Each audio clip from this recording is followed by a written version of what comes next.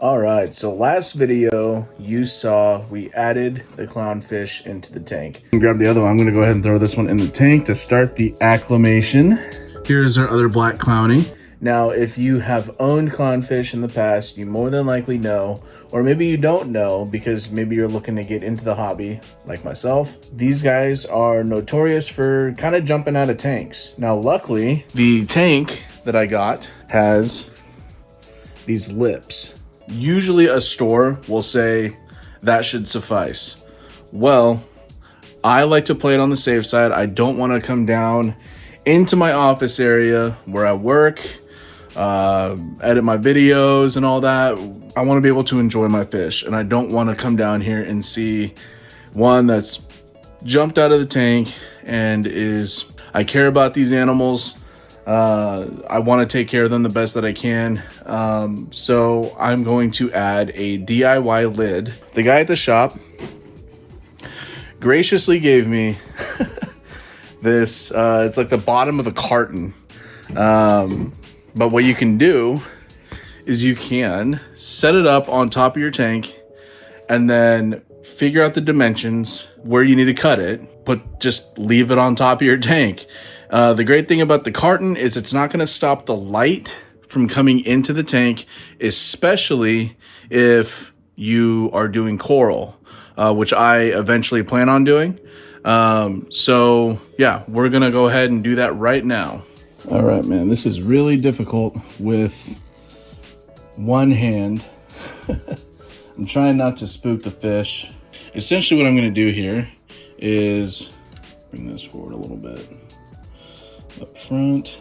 And again, I only have one hand because the only camera I got right now is a phone. You can see right here, the tank ends roughly right here, right?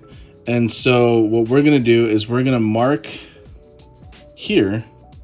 This is where we want to cut. So I'm just gonna grab it right here.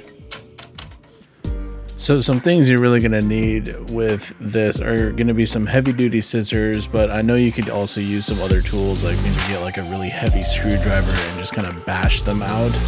But I just figured that this would be the neatest and cleanest way to get the cuts where I want them, so I can just do the cleanup work after. But you can see I just go down the grid line with the scissors and cut out, and then I kind of smooth out everything after, make sure that there's no, I guess, splinters hanging off and stuff like that. And then we go down with a hose and hose off any of the dust so no plastic particles get into the water.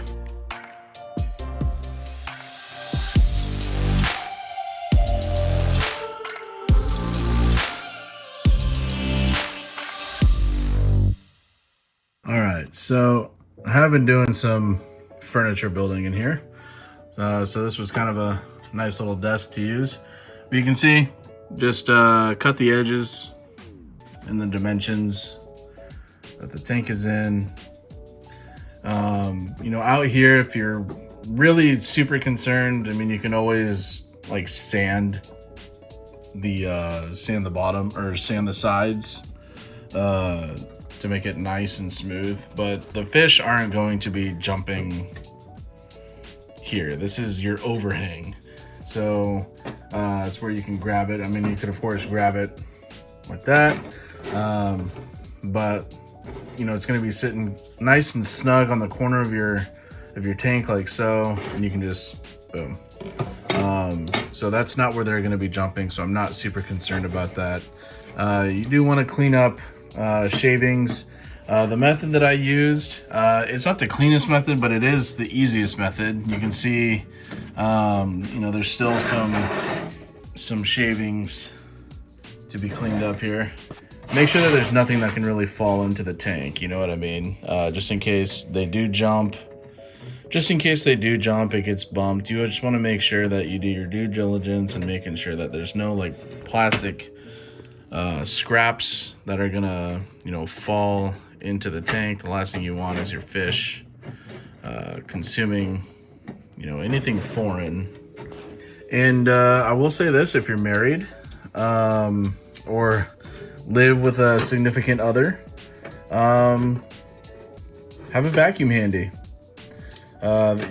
you should do this in a garage maybe, or outside. Anyway, that's our finished product. The fish are more settled in and swimming around, so that's good.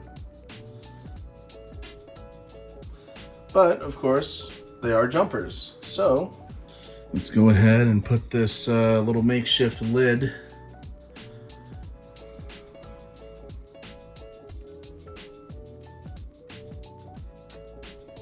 Boom. They're not going anywhere. Got plenty of room for the cords to go through. I do have a digital thermometer, so there is a wire that's actually going in to the tank. I have it sitting right next to my flow valve, but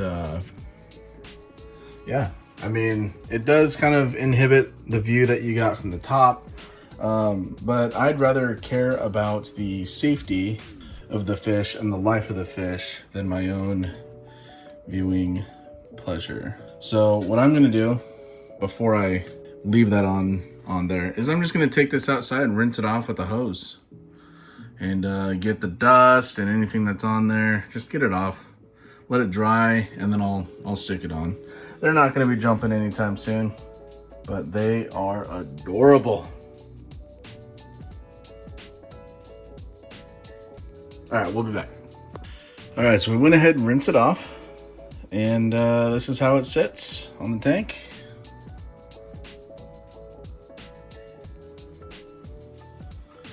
Nice and snug. Fish are happy. He's saying, hey, thank you for the barrier. Love these fish. It's gonna be amazing to work, just look up and just see these fish just doing their thing. Anyway, if you enjoy this video, if you found it helpful at all, please consider subscribing. This is a brand new channel. There might be some DIY stuff that we do here and there. I just didn't want to pay, you know, a stupid amount of money for a tank topper for a nano tank. I don't think I needed it, but I'd rather play it on the safe side. But consider subscribing, liking the video, comment down below if you like this, or what have you done for your tank that is maybe something that you made as your own little tank topper to prevent the fish from jumping out, so you didn't have to go out and you know, buy a name brand you know, lid to a tank, you know, perhaps for a nano. Make it a discussion down below, give other people ideas, and anyway, I will catch you guys on the next video. That next video is probably going to be the LPS or an enemy, so we don't know yet. We'll see what happens. I'll catch you guys on the next one. Take it easy.